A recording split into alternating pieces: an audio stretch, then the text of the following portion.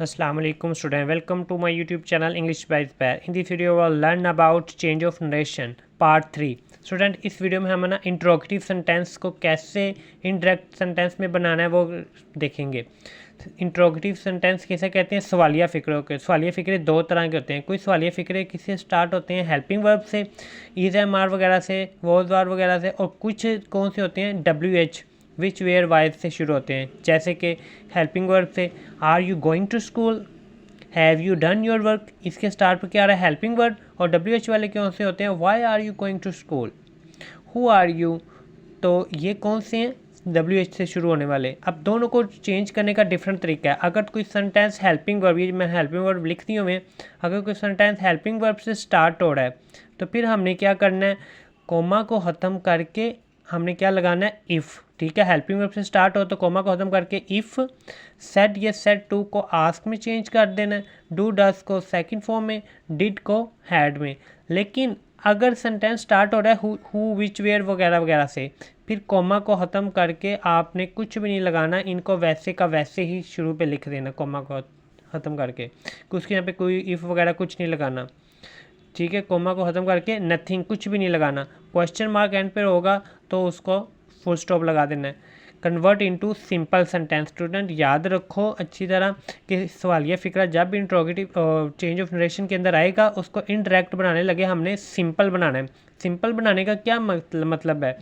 ये इधर मैंने स्ट्रक्चर थोड़ा सा लिखा हुआ है कि जो सवालिया फ़िक्रा होता है ना उसके स्टार्ट पर हेल्पिंग वर्ब या डब्ल्यू एच वगैरह होता है। Helping verb, subject, verb, object. लेकिन जब हमने इसका इनडायरेक्ट बनाना है फिर सबसे पहले हमने क्या लिखना है? सब्जेक्ट लिखना है, फिर हेल्पिंग वर्ब, फिर वर्ब, फिर ऑब्जेक्ट, फिर आगे काम करते हैं। Okay, let's see. जैसे ही वैसे ही। सेट, सेट को किस में चेंज करना है? आस्क्ड में। सेट की जगह पर क्या आ जाएगा? Asked, comma. आप देखो कोमा को ख़त्म करके कुछ लगाना है या नहीं लगाना है ये कैसे पता चलेगा? कोमा के बाद क्या लिखा हुआ? इज़। इज़ क्या आ गया? Helping verb. तो मैंने कहा था अगर कोई हेल्पिंग वर्ब से शुरू हो रहा हो फिर हमने कोमा को ख़त्म करके क्या लगाना है? इफ़। वैसे वेदर भी लगा सकते होते हैं लेकिन आपने एक याद रखना है, कोमा को ख़त्म करके क्या आ गया? इफ़। उसके बाद इज़। पार्ट 2 के अंदर देखो इज़ एम आर को हमने चेंज किस में करना था? वॉज या वर में चेंज करना होता है, लेकिन पहले नहीं करेंगे क्योंकि फ़िक्रा सवालिया है, उसमें हेल्पिंग वर्ब स्टार्ट पर होता है। लेकिन अब हमने क्या बनाना है? उसको सादा फ़िक्रा बनाना है, सिंपल सेंटेंस बनाना है। तो सिंपल सेंटेंस में सबसे पहले सब्जेक्ट लिखते हैं। सब्जेक्ट है दिस, दिस को किस में चेंज करते हैं? दैट में। ठीक है, वो पार्ट 2 का निकाल के ना वीडियो उसमें टेबल देख लेना।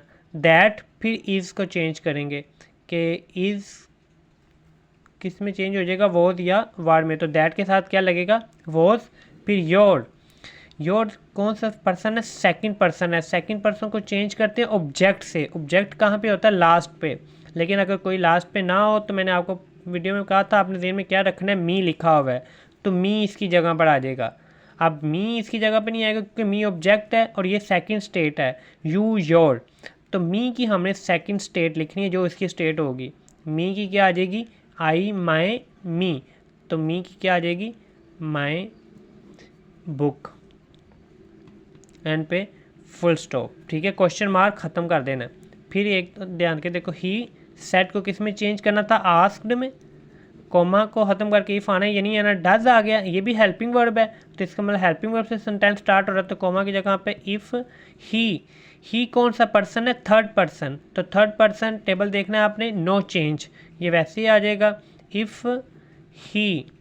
डू डस को ख़त्म करके हमने क्या लगानी होती है? Second form. फोन नीचे आते हैं, राइट की सेकंड फॉर्म क्या आ जाएगी? Wrote a letter. ठीक है, he said to me, she asked me. फिर कोमा के बाद क्या आ गया? डिड। तो डिड आ गया, हेल्पिंग वर्ब आ गया। फिर कोमा को ख़त्म करके इफ़। यू कौन सा पर्सन आ गया? Second person. Second person change किससे होता है? ऑब्जेक्ट से। इफ़ आई, और डिड को किस में चेंज करना था? हैड प्लस थर्ड फॉर्म के अंदर। आई हैड, प्लग की third form plugged flowers. Okay, full stop. फिर रज़ा, सेट को ख़त्म करके क्या आ जाएगा? आस्क्ड। अब कोमा को ख़त्म करके कुछ आना है कि अब देखो क्या आ गया? कोमा के बाद डब्ल्यू एच आ गया है तो डब्ल्यू एच आ जाए तो कोमा को ख़त्म करके हमने कुछ भी नहीं लगाना होता, इनको वैसे ही नीचे लिख देना। लेकिन स्मॉल लेटर में अब लिखना है। क्वेश्चन मार्क के बाद कैपिटल लेटर था, अब स्मॉल लेटर में लिखना है। उसके बाद इस एम आर को चेंज करना होता है वॉज या वर में, लेकिन पहले नहीं करेंगे क्योंकि वो सवालिया फ़िक्रा बन जाना है। हमने सादा बनाना है तो पहले इसको चेंज करेंगे। यू फिर वो आ गया सेकंड पर्सन को ऑब्जेक्ट से ऑब्जेक्ट कोई नहीं है तो इधर क्या होगा फिर मी, तो यू की पहली हालत, यू पहली हालत है तो मी की पहली हालत क्या होती है आई। अब इसको चेंज करेंगे, आई वॉज गोइंग। ठीक है, पार्ट 2 पहले अच्छी तरह निकाल के देख लेना, फिर आपको इसकी समझ लग जाएगी। फिर द टीचर सेट की जगह पर क्या आ जाएगा आस्क्ड। अब कोमा को ख़त्म करके कुछ आना है या नहीं आना, हु आ गया, डब्ल्यू एच आ गया, अब कुछ भी नहीं आएगा हु। उसके बाद हमने क्या लिखना होता है, सब्जेक्ट लिखना होता है, क्योंकि हेल्पिंग वर्ब तो नहीं शुरू में रखना, तो ये यहाँ पे सब्जेक्ट ये सारा इकट्ठा ही है। Who the next on the list, इस एम आर को किस में चेंज करना है, वॉज या वर में। द नेक्स्ट सिंगल नाउन है तो इसके साथ आ जाएगा वॉज फिर फुल स्टॉप। ठीक है, इसके अंदर से दो ही चेंजिंग हुई है स्टूडेंट। सेट को ख़त्म करके आस्क सेट या सेट की जगह पे आस्क आ गया। कोमा को ख़त्म करके या कभी इफ़ आता है कभी नहीं आता। अगर कोमा के बाद हेल्पिंग वर्ब है कोई, जो ऊपर हेल्पिंग वर्ब बताए हुए थे, तो फिर कोमा को ख़त्म करके इफ़ फिर सादा फिक्रा बना देना, क्वेश्चन मार्क ख़त्म।